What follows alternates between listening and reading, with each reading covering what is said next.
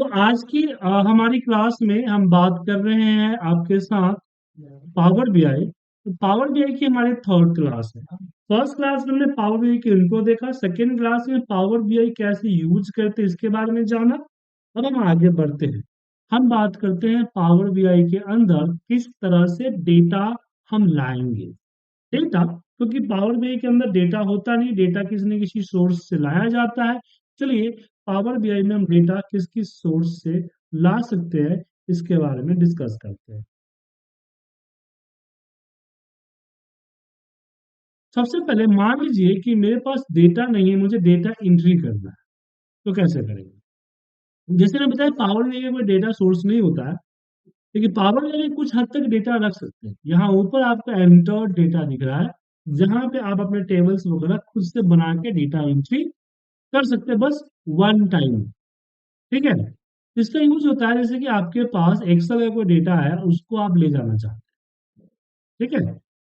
Import करके तो ले जा सकते हैं, बट इंपोर्ट करके ले जाने पे लिंक हो जाता है। बस मैं कॉपी पेस्ट करना चाहता हूँ, तो छोटा सा मान लीजिए कोई डेटा वगैरह है और मैं उसको कॉपी पेस्ट करना चाहता हूँ, तो कैसे करूँ। तो चलिए, एक छोटा सा टेबल लेना डेटा है, मैंने इस डेटा को यहाँ से स्टोर से उठाता हूँ, यहाँ से लिया और मैंने इसको कॉपी कॉपी करके मैं यहाँ ऊपर क्लिक किया और यहाँ पे पेस्ट कर दिया। अब इसको हम यहाँ पे टेबल नाम डाल दीजिए ई डेटा के अंदर, एंटर डेटा मतलब ई डेटा, और यहाँ लोड कीजिए। जैसे लोड करेंगे थोड़ी देर में आपका डेटा यहाँ पे आ जाए। तो प्रॉब्लम ये है कि फिर मैं कॉपी पेस्ट ही क्यों ना करूँ, मैं लोड क्यों करूँ डेटा, एक्सेल से कॉपी पेस्ट कर लेता हूँ। पर ध्यान रखिएगा, अगर आप एंटर डेटा में जाते हैं, अब मान लीजिए कि मैं अपना पूरा डेटा शीट जो उठा लूं, जो कि काफी बड़ा है, ये डेटा लोड नहीं होगा। इसे सिलेक्ट करके कॉपी पेस्ट करेंगे, ये आपका एरर देगा। मतलब कि आप इसके अंदर सिर्फ 3000 सेल ही कॉपी पेस्ट कर सकते हैं। 3000 सेल, 3000 रो की बात नहीं कर रहा हूँ, 3000 सेल। ठीक है। तो इसका यूज होता है, कभी कभी हमें कुछ ग्रेडिंग वगैरह और कुछ स्लैब वगैरह चाहिए होता है, जो कि एक्सेल की एक पर्टिकुलर शीट पे होती है, वहां से यहाँ उठाना होता है लुकअप वगैरह लगाने के लिए, तो उसका इस्तेमाल करेंगे। तो शीट बनाएंगे कैसे, जैसे कि मैं यहाँ पे बना रहा हूँ आईडी, फिर यहाँ पे देता हूँ नेम, फिर मैंने टैब दिया सिटी। तो टैब प्रेस करते ही आपको नया अमाउंट ऐड हो जाएगा। फिर मैंने क्या बना लिया, मैंने कॉलम्स बना लिए। ठीक है, प्लस पे क्लिक करके नए कॉलम्स ले जा सकते हैं, और फिर यहाँ पे आपके डेटा होंगे। जैसे कि हमने आईडी में 1 डाल दिया, यहाँ डाल दिया पूजा, यहाँ डाल दिया सिटी में दिल्ली, ये अमाउंट डाल दिया 500। टू के अंदर यहाँ पे 2 डाला, यहाँ पे ओम डाल दिया, यहाँ पे नोएडा, और यहाँ पे 6000। ठीक है। तो इस तरह से डेटा आप एंट्री कर सकते हैं। ठीक है। तो डेटा एंट्री करना सबको आ गया कि आप पावर बीआई में डेटा कॉपी कैसे करेंगे और नॉर्मली डेटा एंट्री कैसे करेंगे।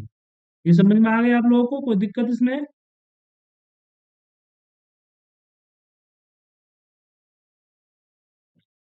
हाँ भाई साहब, कोई दिक्कत नहीं है। चलिए, अब हम बात करते हैं कि अगर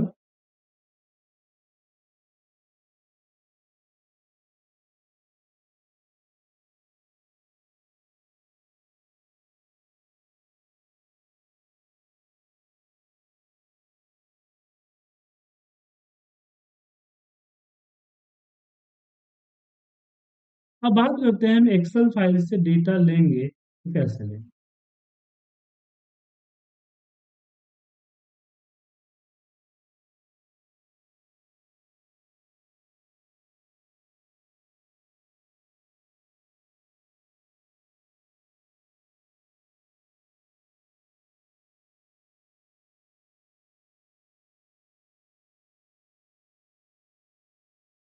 तो डेक्सो लेने का तो बताया सिंपली करने, इस पे यहाँ हम होम पे आते हैं, गेट डेटा पे आते हैं।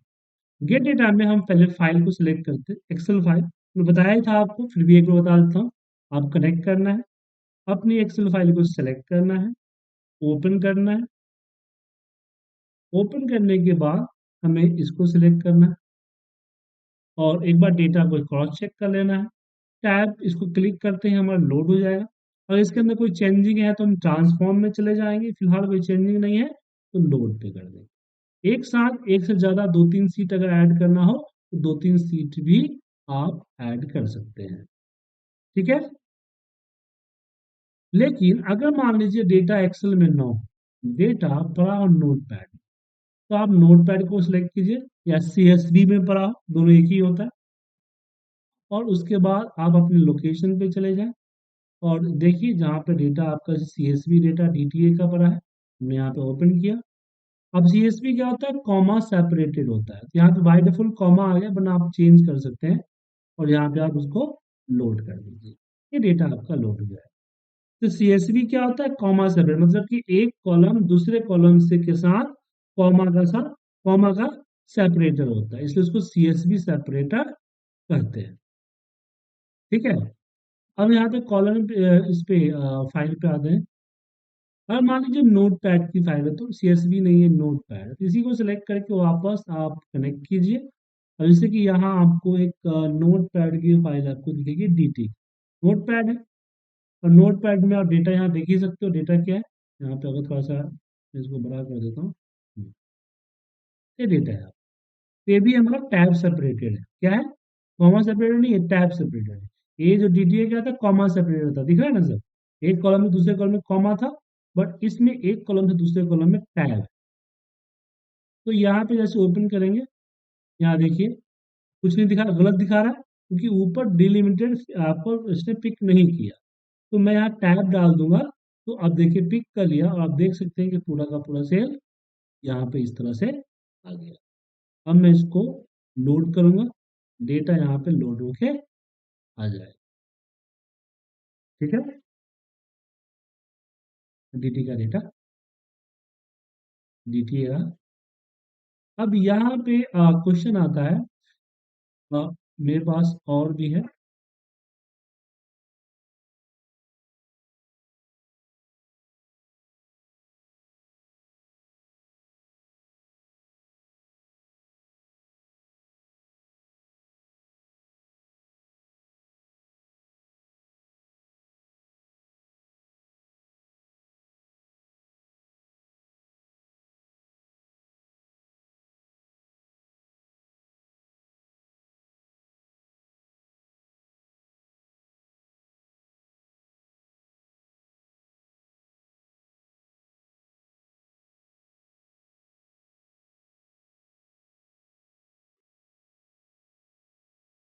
ओके,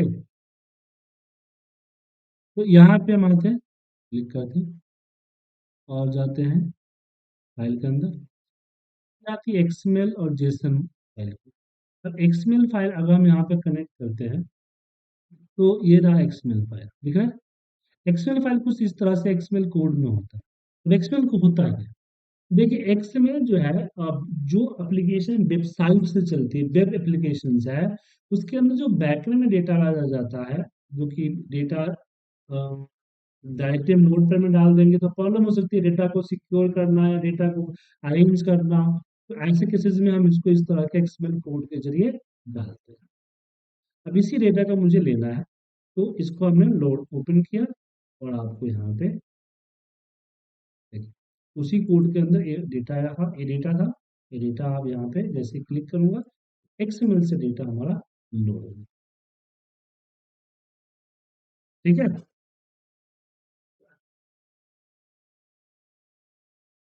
उसके बाद अगर मैं गेट डेटा में जाऊं और एक्सएमएल की जगह पे मेरे पास जेसन, जेसन, अब मेरे पास यहाँ जेसन की कोई फाइल अवेलेबल नहीं है। ये रहा, नहीं, जेसन होता है आपका जावास्क्रिप्ट की फाइल होती है, तो जेसन फाइल तो है नहीं। तो अगर आप चाहते हो कि मैं देखना कि कैसे होता है, तो गूगल पे जाके जेसन फाइल को आपको डाउनलोड करना होगा। आप कीजिए सैंपल जेसन डेटा सैंपल को पढ़ाओगे।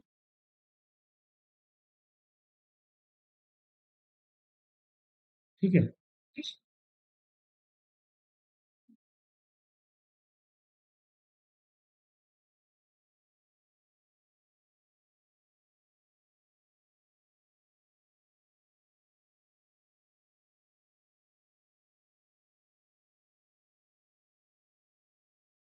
जिसमें पहले कुछ इस तरह का होता है, देखिए।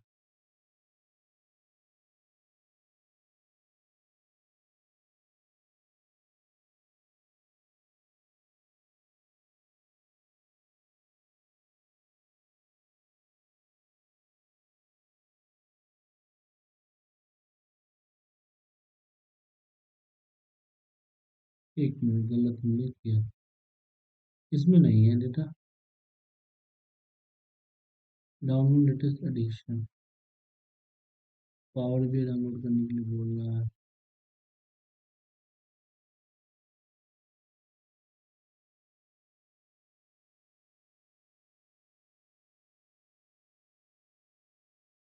ये बता रहा है, एक मिनट है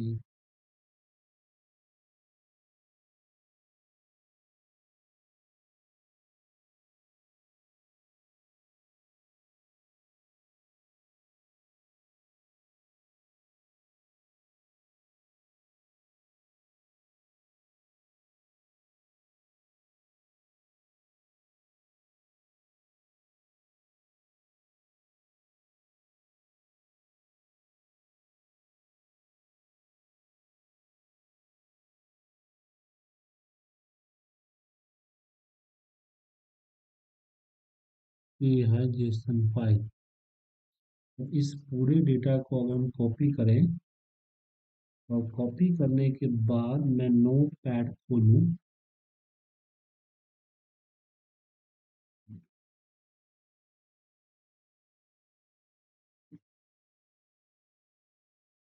और इस नोट पैड में मैं डालूँ, फाइल को सेव करूँ, और यहाँ पे डेटा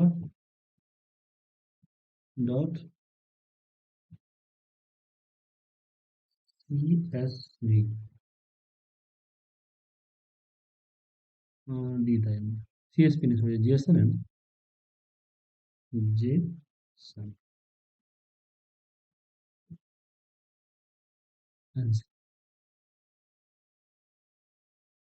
और अगर अब मैं लोड करता हूँ, जब तक क्लास में हूँ, क्लास में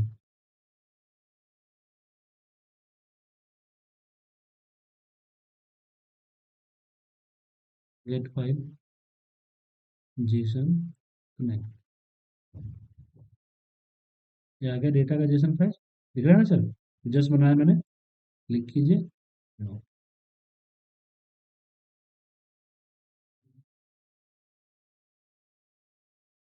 देखिए सर,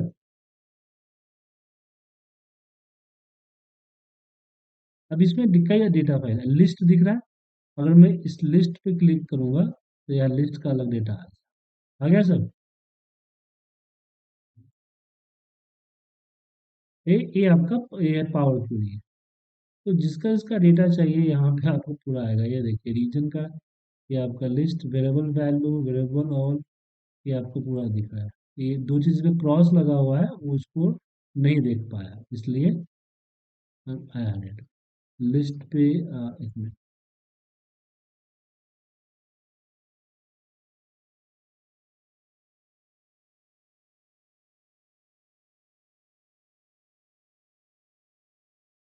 इसी सारा लिस्ट आ जाएगा। रीजन क्लिक करूंगा तो रीजन का डेटा आ जाएगा। बट ये इकट्ठा नहीं आ रहा ना, ये इकट्ठा पूरा आना चाहिए था, बट इकट्ठा पूरा नहीं आ रहा। हम्म, मेरा डेटा हमने गलत ले लिया कुछ ऐसा। डेटा सही तरीके से नहीं था, वो डेटा डेटा फॉर्म में नहीं था। और स्टडी मटेरियल करेंगे तो स्टडी मटेरियल आपका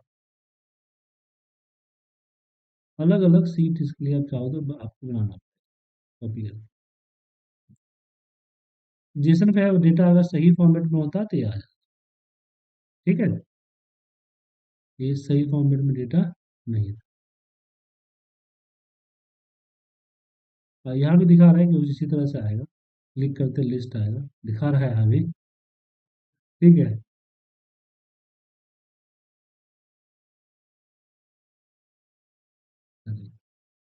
तो जेसन फाइल इस तरह का कोड, सोर्स कोड होता है, उसको आप यहाँ से ले आके यूज कर सकते हैं, इसका इस्तेमाल कर सकते हैं। ठीक है सर। फिर कभी कभी इसका यूज होता है, कोई खास यूज नहीं होता, तो फिर इसको हम स्किप करते हैं, आगे बढ़ते हैं। जेसन के बाद अगला टॉपिक हमारा आता है फोल्डर। अभी क्या है कि मेरे पास एक फोल्डर है, ध्यान से। अभी ये जो फोल्डर वाला सिस्टम है ना, इसको मैं अवॉइड करता हूँ पावर के लिए। रीजन बताऊंगा। मेरे पास एक फोल्डर है डेटा नाम का। अब इसके अंदर क्या है कि टोटल मेरे पास जो है वो 11 फाइल है। अब 11 फाइलों के अंदर जो डेटा है ना, वो सिमिलर है। ठीक है। मतलब कि टाइप सिमिलर है, डेटा अलग अलग है।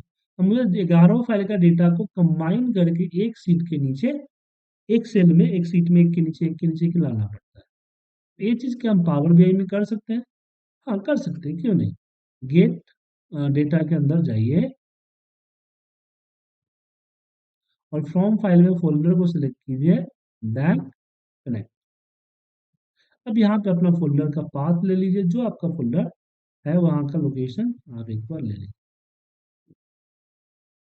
दिस पीसी, ई ड्राइव में, डी ड्राइव में, डी ड्राइव, डेटा, नो के, आया नो।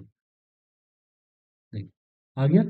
अब यहीं पे कंबाइन, कंबाइन ट्रांसफॉर्म करेंगे तो वहां चला जाएगा पावर क्वेरी में।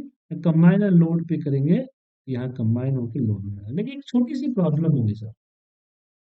प्रॉब्लम क्या होगी कि यहाँ मैं मान लीजिए फर्स्ट फाइल को सिलेक्ट किया, फिर फाइल आ गया, फर्स्ट फाइल को एक ले लिया मैंने, इसके अकॉर्डिंग जो है आपका पूरा डेटा लोड होगा। अगर किसी का डेटा में एरर है तो यहाँ पे स्किप कर सकते हैं कि वो एरर, एरर वाली फाइल स्किप हो जाए, तो देन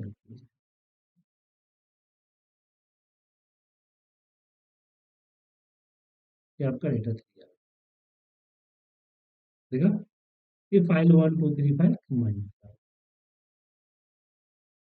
तो इसमें क्या होगा कि कल के डेट में फोल्डर में कोई और नया फाइल डालते हैं। अब देखिए, अब मैं एक काम करता हूँ, एक फाइल, इसी फाइल को कॉपी करके पेस्ट कर देता हूँ। ठीक है। और इसका नाम मैं 12वां फाइल नंबर दे देता हूँ। अब यहाँ मुझे क्या करना है? अब यहाँ पे देखिए, ये सिर्फ अभी 11 तक दिख रहा है, 11 तक ही दे रहा है, दिख रहा है। अब मैं एक बार इसको होम में जाके रिफ्रेश करता हूँ। अब इसके अंदर देखिए 12वां फाइल आ गया। आ गया। वॉशिंग मशीन चल रहा है तो, तो कब से वॉशिंग मशीन चल रहा है?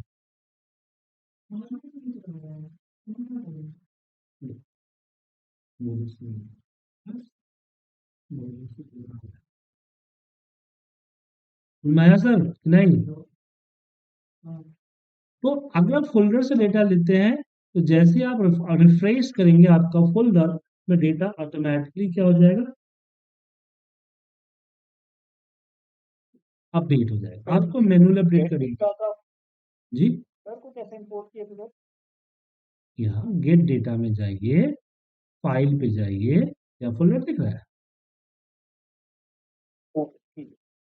अब आता है पीडीएफ। प्रॉब्लम ये है, आप पीडीएफ में आपको एक छोटी सी काम करना पड़ेगा, क्योंकि पीडीएफ दो पहली चीज होगी। पहले दो चीजें देखें, दो ने तीन चीजें देखें।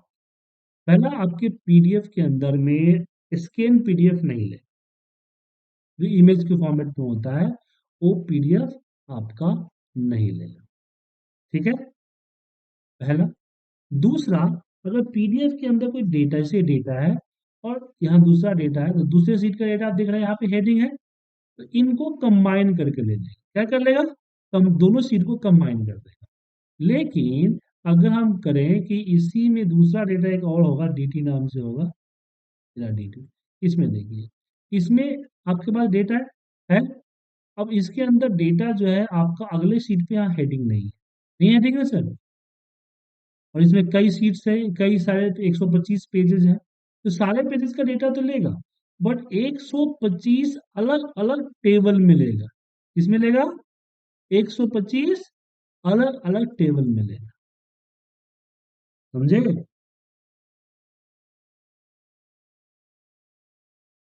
यहाँ देखिए, अगर मैं यहाँ पे गेट डेटा में गया और मोड पे क्लिक किया, फाइल, पीडीएफ एंड कनेक्ट, उसके बाद मैं अपना पीडीएफ वाला फाइल जो है वो यहाँ से सर्च कर लेता हूँ, पीडीएफ। सबसे पहले हम यहाँ,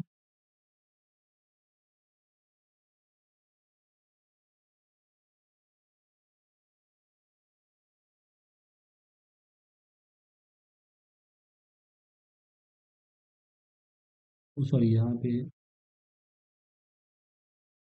पीडीएफ,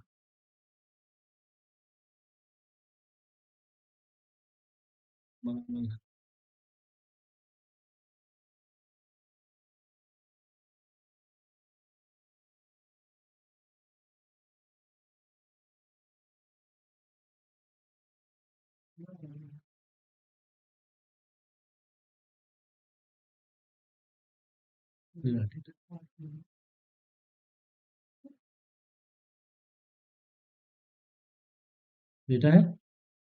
वो डीटी हो गया, डेटा, डेटा लेता हूँ, डेटा, डेटा को लिया, ओपन किया। अब इसके अंदर देखिए दो चीजें हैं, एक तो पेज वन का डेटा है, यहाँ पेज टू का डेटा है। बट यहाँ देखिएगा टेबल वन, जिसमें पेज वन एंड टू दोनों कंबाइन हो गया। क्यों कंबाइन हो गया? क्योंकि दोनों का डेटा यहाँ पे एक हेडिंग के साथ साथ, इसलिए उसके अंदर मिक्स हो गया। अब इसको क्लिक करके लोड करोगे तो पीडीएफ का, दोनों पीडीएफ पेज का डेटा यहाँ पे आएगा। पीडीएफ पीडीएफ एक पेज पे प्रिंट होना चाहिए, उसके अंदर पिक्चर वगैरह होंगे और कोई पैराग्राफ वगैरह होगा, वो नहीं लेगा, वो सिर्फ टेबल को लेगा, जो टेबल फॉर्मेट में डेटा है उसी को लेगा और किसी और को नहीं लेगा। ठीक है? अगर आपका पीडीएफ का डेटा अलग अलग पेज, कई सारे पेजेस में है और सब में हेडिंग नहीं है, एक में हेडिंग है बाकियों में हेडिंग नहीं है, तो मुश्किल होगा। तो उसमें आप पीडीएफ यहाँ पे अगर डीटी को लेते हैं यहाँ से, यहाँ पर डीटी कहाँ है, डीटी वाला फाइल था ना। अब इसको यहाँ पे हम लोड करते हैं, तो ये थोड़ा सा अभी एरर देगा, देखिए थोड़ा सा, थोड़ा टाइम लगाएगा ये, क्योंकि 125 पेज है ना, इसलिए थोड़ा टाइम लगेगा। ठीक है?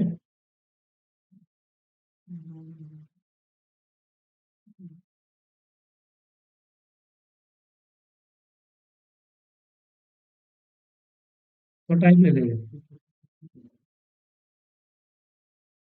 कौशिक से कुछ पूछा थे क्या?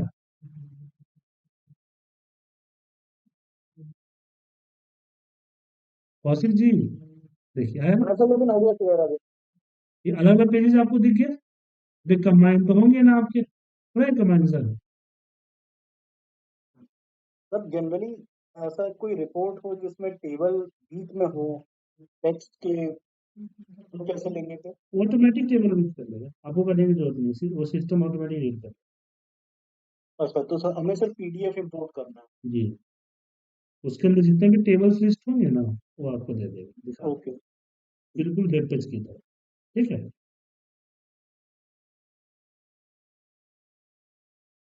अगर सारे पेजेस में, अगर मान लीजिए कई सारे पेजेस में है और सारे पेजेस में टेबल्स हैं और सबके हेडिंग सेम है, तो उसको कंबाइन भी कर देगा। ठीक है? ठीक है सर। फिलहाल उसमें हेडिंग अलग अलग रहेगा तो कैसे हमारे सर? अलग अलग हेडिंग रहेगा तो इस तरह से अलग अलग पेज कर देगा, ठीक है, अलग अलग कर देगा। अच्छा। अभी मतलब सिस्टम कैसे समझेगा कि आपका जो डेटा है, दोनों डेटा सेम है, कैसे समझेगा? हेडिंग से ही समझेगा ना। क्या? हेडिंग सेम नहीं है तो कैसे समझेगा दोनों के, क्या दोनों सेम है कि नहीं? क्लियर है? तो हाँ सर, बोलिए, सुन रहा हूँ। सर बोलिए सर, सुन रहा हूँ। सर जैसे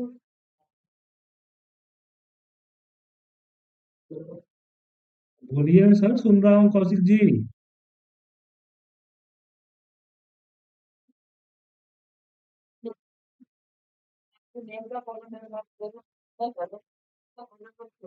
हम्म।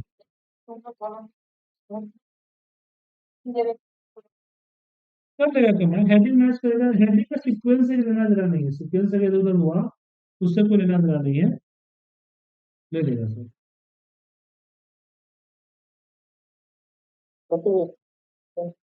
ठीक है।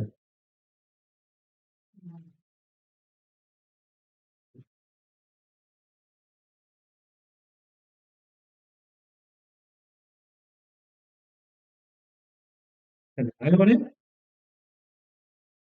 अब बारी आती है डेटाबेस की कनेक्टिविटी, जो कि दूसरा है आपका, इससे फाइल्स हो गया। अब बारी आती है डेटाबेसेस। अब डेटाबेसेस में मैं आपको सारा नहीं बता पाऊंगा, क्योंकि सारे डेटाबेस हर एक सिस्टम में होना है, एक आदमी के पास होना पॉसिबल नहीं है। क्या पॉसिबल है? नहीं। तो यहाँ पे दो चीजें से एमएस एक्सेस से डेटा लेना चाहते हैं, सिलेक्ट कीजिए, कनेक्ट कीजिए। आपका एमएस एक्सेस डेटा यहाँ पे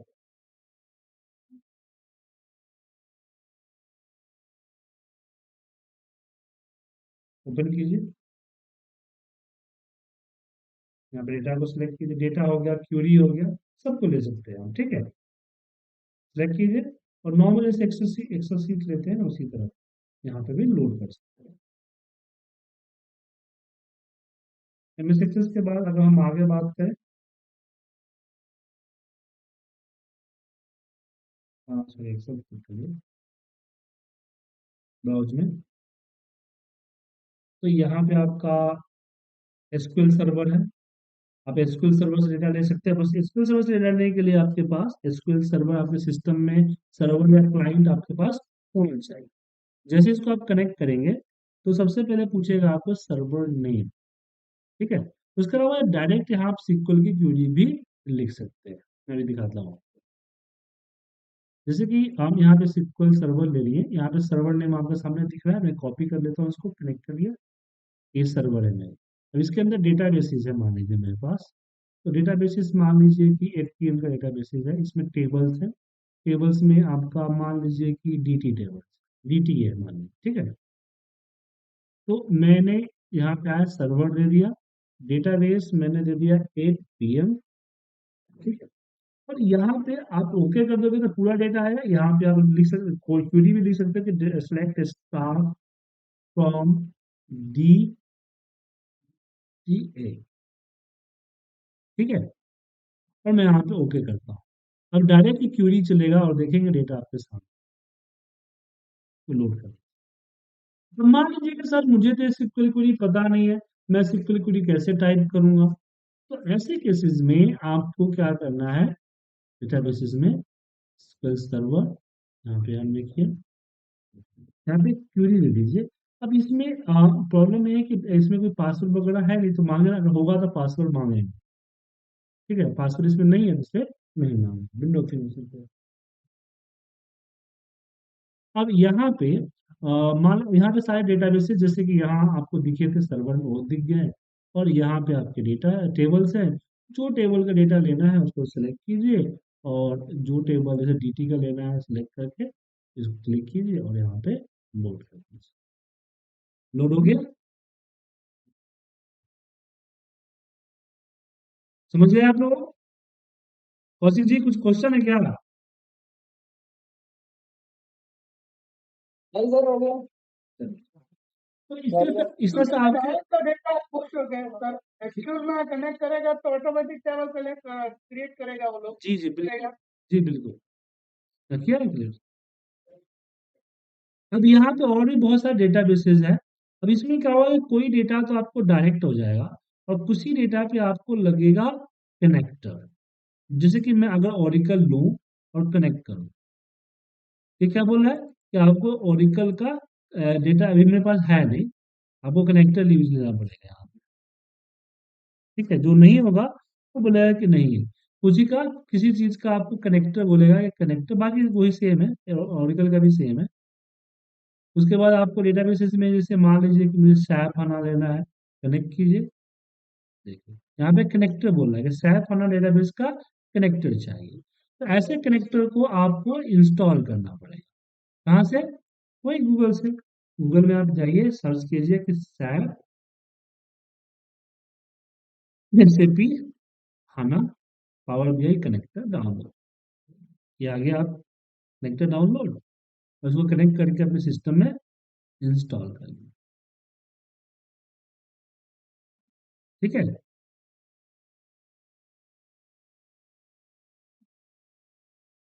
पूरा समझाया हुआ है यहाँ। तो कुछ डेटाबेसेस डायरेक्ट आपको कनेक्ट हो जाएंगे, और कुछ डेटाबेसेस के लिए आपको कनेक्टर की जरूरत पड़ेगी। जहाँ कनेक्टर की जरूरत पड़ेगी वहां तो इतना समझदार आप हैं ही, तो आप गूगल से ले सकते हैं।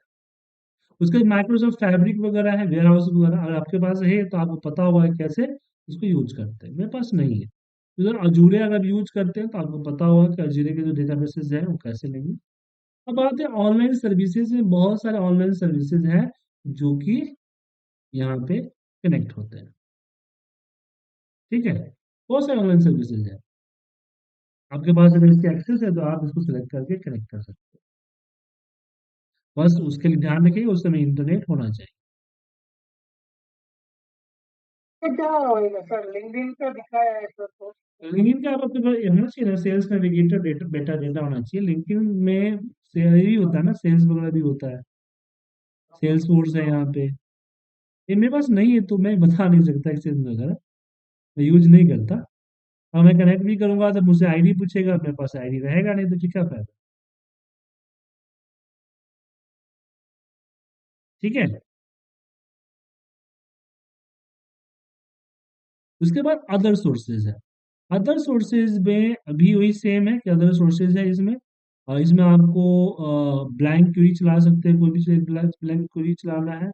उसके अलावा इसमें आपको जो है वो डेटा आएगा आपको, आरएसएस का वो डेटा।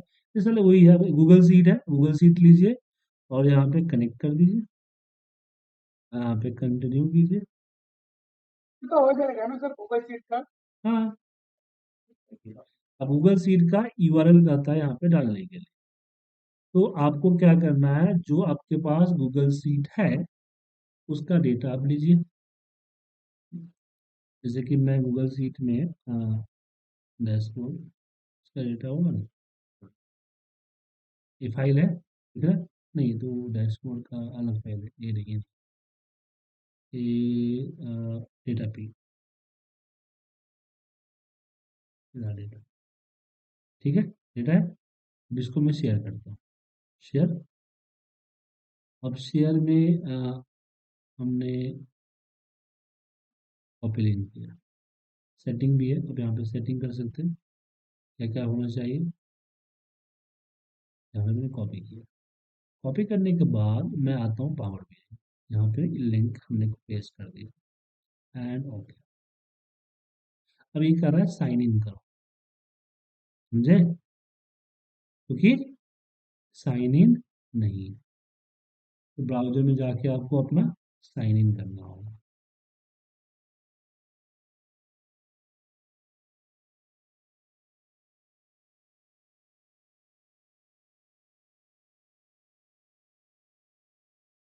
तो टाइम लेगा सर, हैंग होगा थोड़ा सा। अगर आपके पास डायरेक्ट शेयरिंग जो गूगल सीट सब शेयर जो कर रहे हैं, और गूगल सीट में आपने यहाँ पे जो रिस्ट्रिक्स हो गया, इसमें अगर हम लिख दूँ एनीवन विथ लिंक, तब क्या होगा कि तब साइन इन की जरूरत ही नहीं हो, डायरेक्ट उठा ले।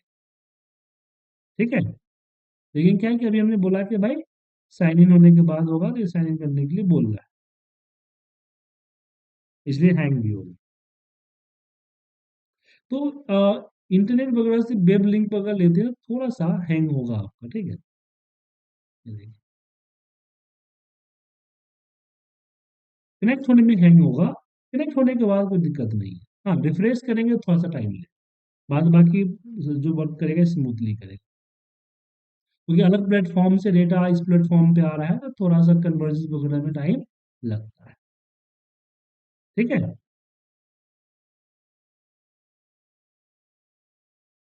क्लियर है?